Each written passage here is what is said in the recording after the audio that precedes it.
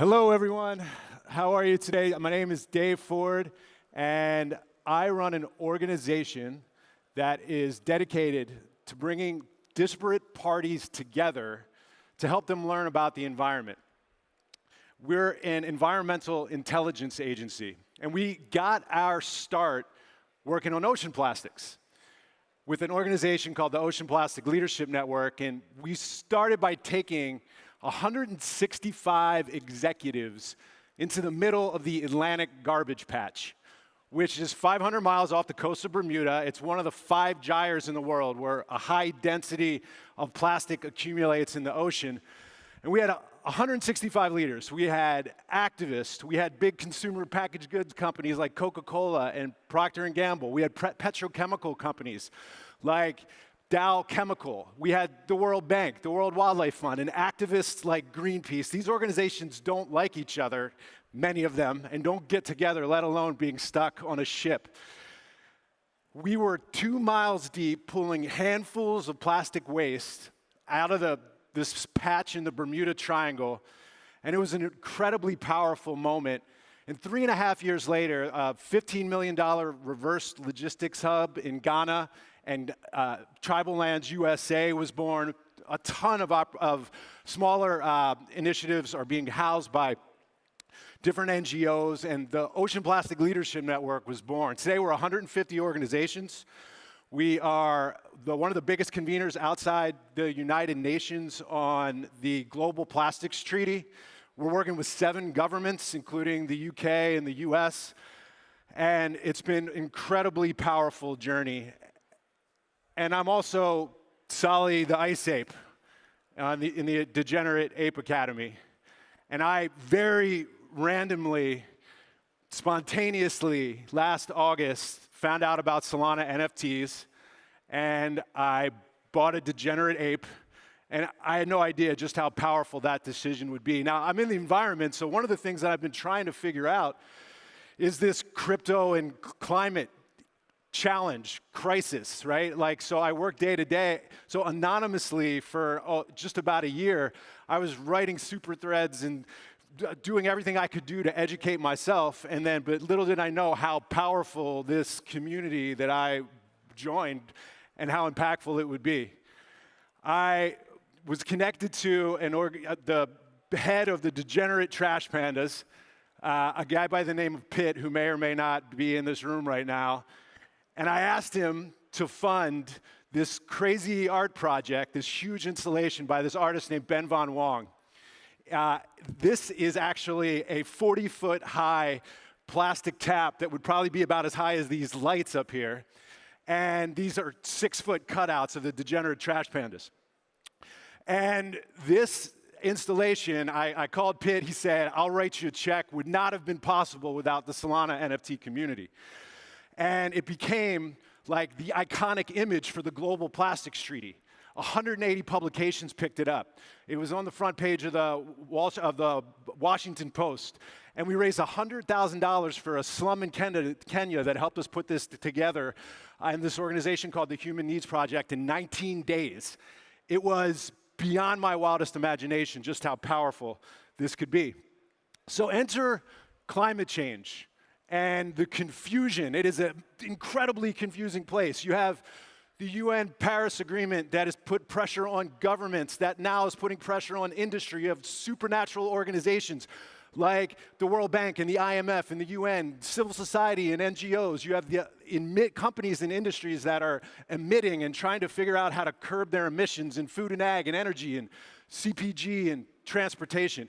And then you have blockchain that has incredibly practical applications, yet it's mired in all this confusion. But probably the lowest hanging fruit today is the carbon offset market and bringing verification and trust to that place, and then supply chain tracking to help these companies figure out what their carbon imprint is. And I'm a firm believer standing here that ESG one day is going to live on blockchain.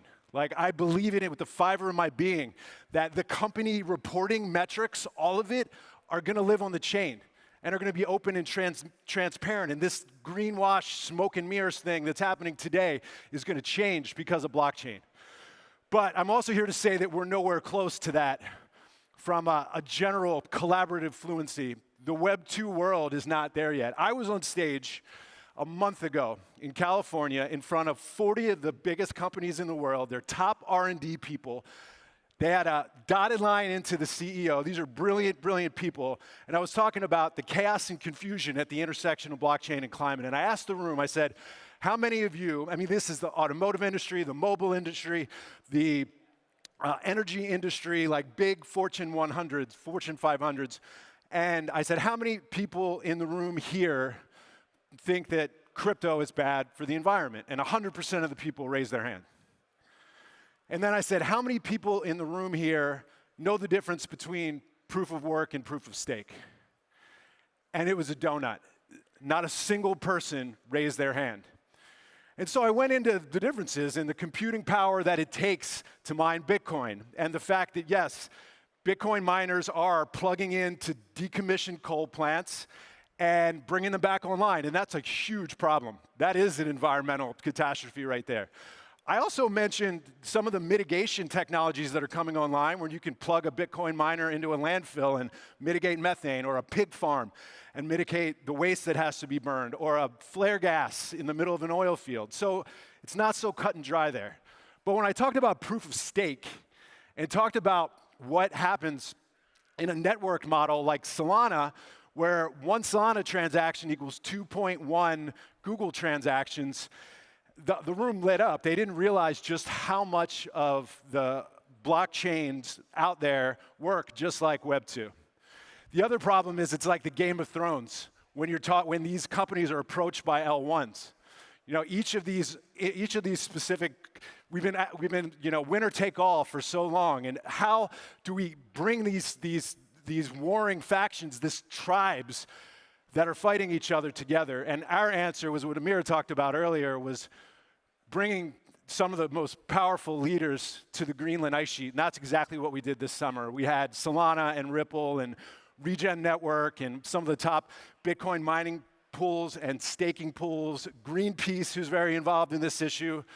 And we had the GBBC, we had a powerful group, and it was not all fun and games. This is us standing in front of the Ilulissat Glacier, which is this year in Greenland was one of the biggest melts you can imagine.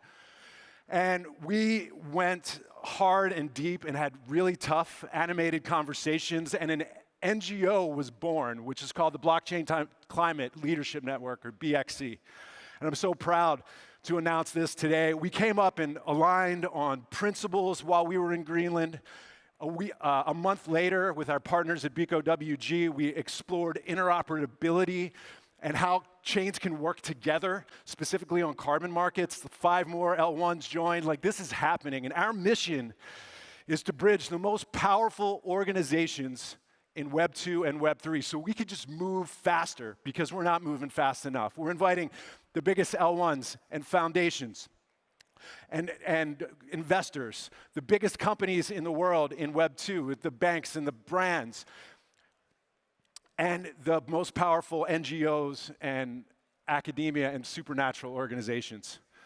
I'm so proud to say today that Solana, via the Solana Foundation, is our first founding member. We have a second top 10 L1 that just joined that I hope you'll be able to announce soon. We have a networked commons that's going to span across Web 2 and Web 3, and we're going to be working on real projects to bridge and get things faster, socially, technically, and structurally, all over the world. I'm going to Egypt at COP next week, and we're going to be along this journey for the course of the next year. We're going to be working incredibly hard to make a difference, to educate and build this collaborative fluency so that we can move faster. We're going to be going back to Greenland. We're going to be going from Iceland to Greenland, inviting all those organizations in the world. This ship is an expedition voyage.